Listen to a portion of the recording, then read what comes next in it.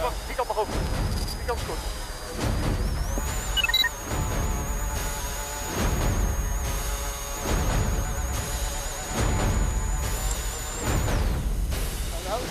Naar rechts.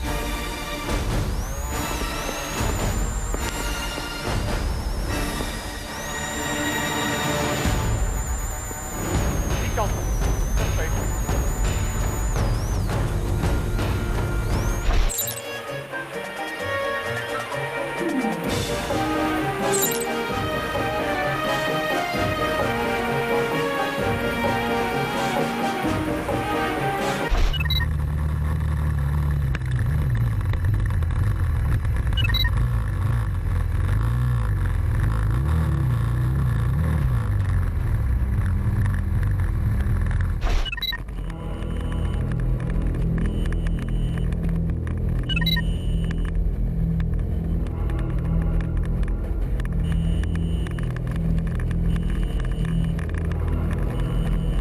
Dat is 100 deep and right to go into the Rio Caution 2.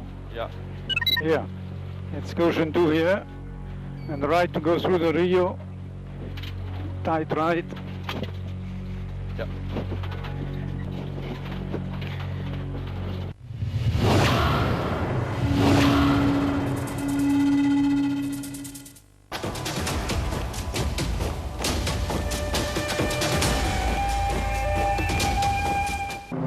Stage 4 to Chilecito isn't one French crew Boutron Barbet will want to remember.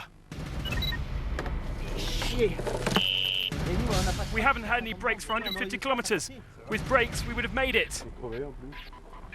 And we've punctured. Kilometre 180 on a tight bend, their car with no brakes crashed. Philippe, the bonnet's dead.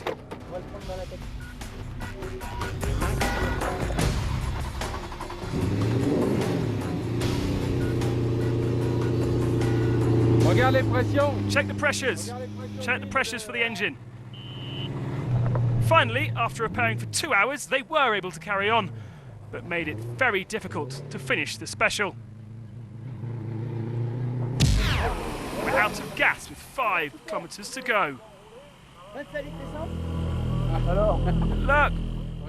Look, we suffered everything. A sandstorm, fesh, rain, punctures, a roll. Le fèche-fèche, la pluie, crevaison. Le tonneau, ça oui. Yeah, and now we're out of gas. It couldn't get any worse. Tu peux pas faire pire? Non, voilà. Au moins, il pleut même. What a day on the rally. Merci, hein.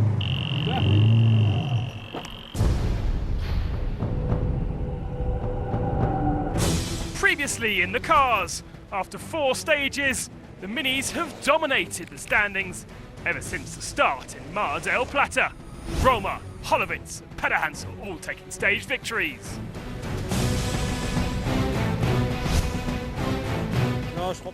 I don't think we have any team orders. We're all battling. There's no strategy. Only one will be at the top. Gino de Villiers remains a menace to those Minis. It's still a long way to go. We've got to keep it there, but if you told me in the beginning of the rally you're going to give me second place on day 4, I would have taken it for sure. Each stage, Nasser Al-Attiyah pushing the limits of his Hummer. How will he control himself? Will the car keep up? And will he challenge those Minis? Find out later on. The cars have quite a different challenge to the bikes, and they will be sent to explore the Fiambula Sands. 156 kilometres shouldn't take too long. The first news of the day, though, concerned Orlando Terranova, who was forced to quit the race. His co-driver had pulled out. Team Overdrive boss had an explanation. They started seriously arguing yesterday. Andy Grider, the co-driver, who was treated with no respect, decided to quit and not start this morning. And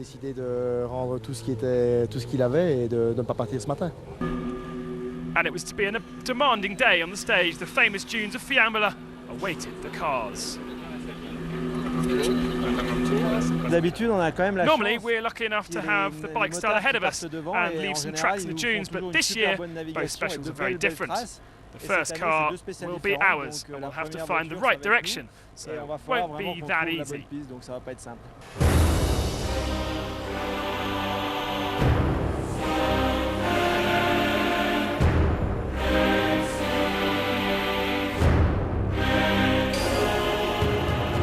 One mission for the Hummers: close that gap and especially avoid some problems.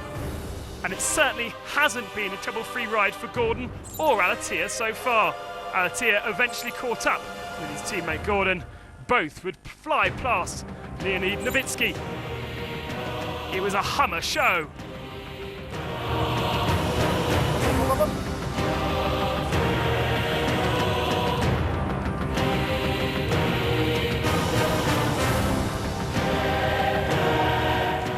The man of the day certainly looked like Nasser Alatia. He was storming. Impressive stuff from the title holder, eager to gain time on his rivals.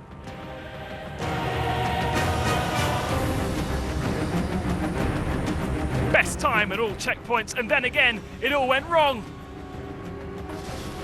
22 kilometers from the finish, he just saved it. But there were more problems to come. The Hummer driver from Qatar was stopped with overheating problems. He did carry on, but left over 20 minutes. Same old story for Nasser.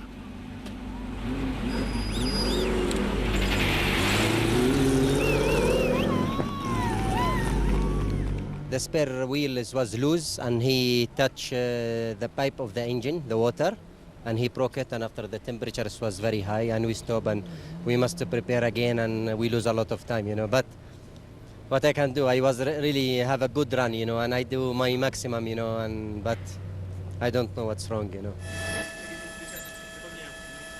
Well, no victory for Alatia. Good news for the Me Boys, and especially for Polish driver Krzysztof Holowicz. The driver of the white Mini took off in 5th spot and went on to capture his special victory. The time gap at the finish, 1 minute and 1 second between him and Robbie Gordon in 2nd position.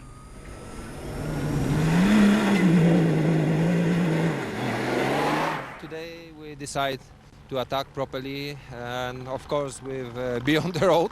If you see the road sometimes, that for sure it was good stage and we're back to the game.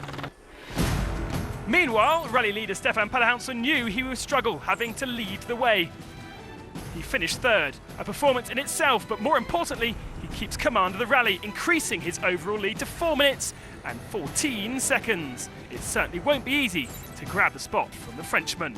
Delighted with his day after already struggling with the Fiambula dunes in the past, Nani Roma managed a very steady and solid performance with 4th.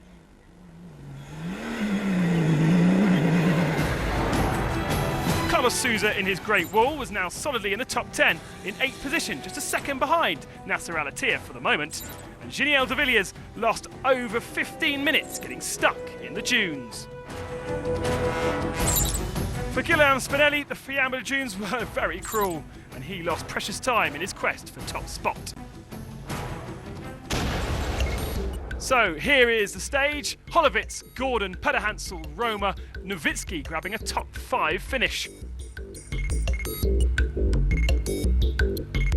And in the overall, Pedersen now leads Holowicz with Roma in 3rd, so 3 minis.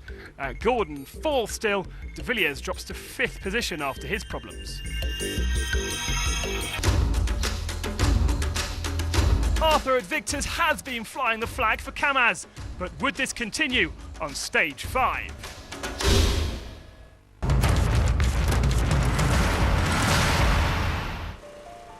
From the Fiambula bivouac, the Dakar has a close view of the Andes that will be crossed tomorrow through the famous Paso del Francisco.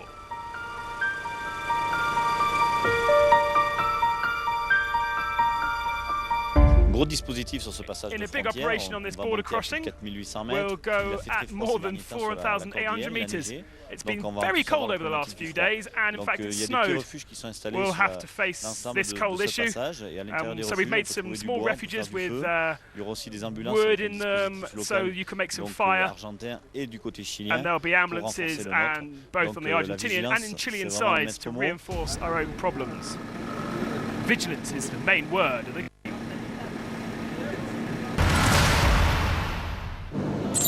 Bike endurance superstar Mathieu Lecru's first Dakar sadly ended after 4 specials. En fait, mon pied a My tapé dans foot hit a une rock, caillasse et and then I là, j'ai got mon it pied caught in the pris rear dans wheel, la roue arrière. and I immediately felt that it was J'ai tout de suite broken. senti que ça avait craqué. The Frenchman indeed broke his foot in 4 different parts. However, he returns next year for more experience. Stage 4 of the Dakar was a rough one for several car crews. The Toyota Land Cruiser of Matsuhiro Terada reached the Chilecito bivouac in dreadful state.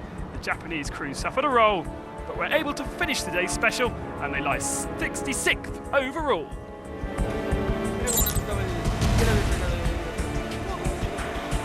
Also a bad day for the De Palma crew of their Toyota. They were indeed hit by a Kamaz truck that wrecked the rear of their machine. It's a case to follow, but the race will go on for the locals. Yesterday's special went close by the Tampalaya National Park, and it's a spectacular canyon. It was designated by UNESCO's World Heritage Site back in 2000. Just take a look at that.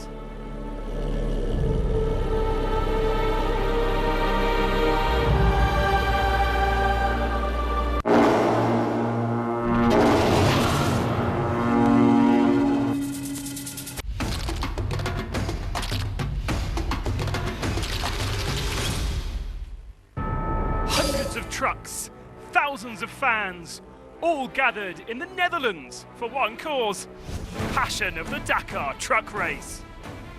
And once the race starts, the Dutch people turn to their TV in huge numbers.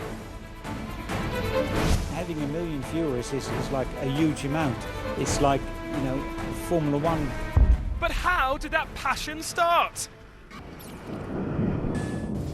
I think the story starts with my father. Jan de Rooij was the man, a Dakar winner back in 1987. I'll remember the time when Jan overtook Arie Vertane.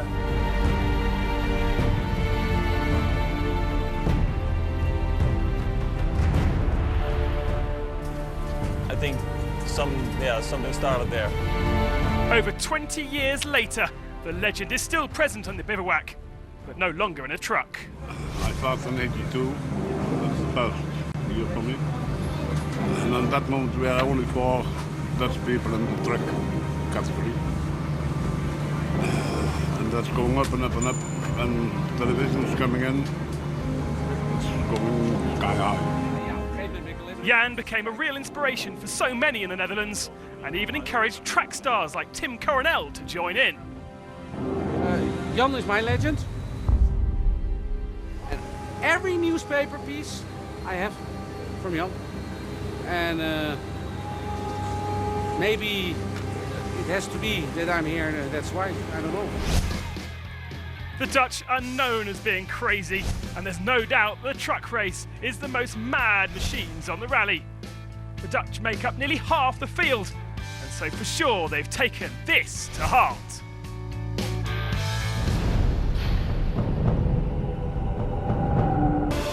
Having lost his lead of the overall standings yesterday, Kazakhstan's Arthur Adviktus moved back up the standings today, finishing 6th and consolidating that position in the overall standings.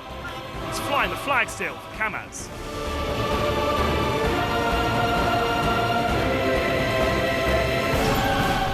For many, he's considered as the new Vladimir Chagin, but the Dakar hasn't been perfect for Eduardo Nikolaev in the works machine. Today, he had to settle for 5th spot, but at least he's ahead of his Kazakhstani rival.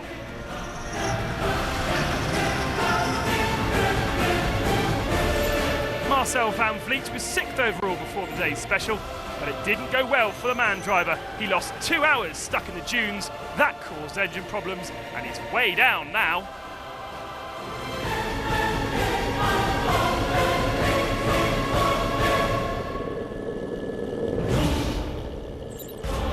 Former 2-time WRC champion Mickey Biezion is really having a great start to the rally. In his Iveco truck, the Italian finished 3rd fastest today in Fiambola and is a comfortable 3rd overall.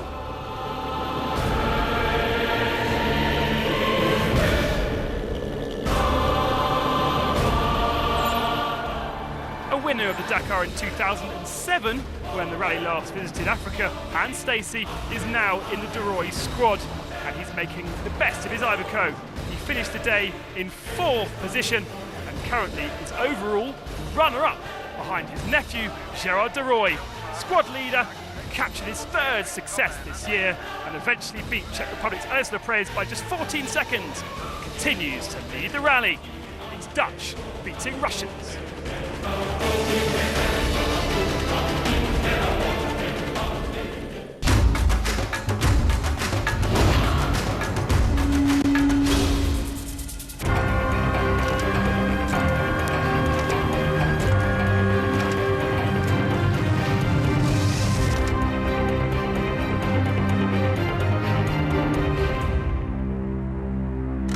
In 1987, two fantastic bikers, Hubert Auriol and Cyril Neveu, were to have a fabulous fight all the way to Dakar. Neveu had won the event 4 times, while Auriol had only won it twice. The stage between Timbuktu and Neymar was the beginning of the battle, a navigational nightmare where many, including Neveu, got lost. To add insult to injury, when he found his way, he only then got stuck in the sand. At the same moment, Hubert Auriol found the good way out of the labyrinth of tracks and flew to the finish in Neymar. Neveu ended up 1 hour and 10 adrift in the general classification and thought his rally victory was out of the question. But a railroad track would give him hope. Between Attar and Nugibo, Neveu powered on 160 kilometers an hour, but Hubert Auriol was stopped. The Frenchman kept picking up punctures and lost precious time. So at the start of the penultimate stage, his lead had dropped to just 9 minutes. That stage wasn't to be different to the others. Both men were alone in the world. Eventually, it was Neveu who won the St. Louis test, but how far back would Auriol be?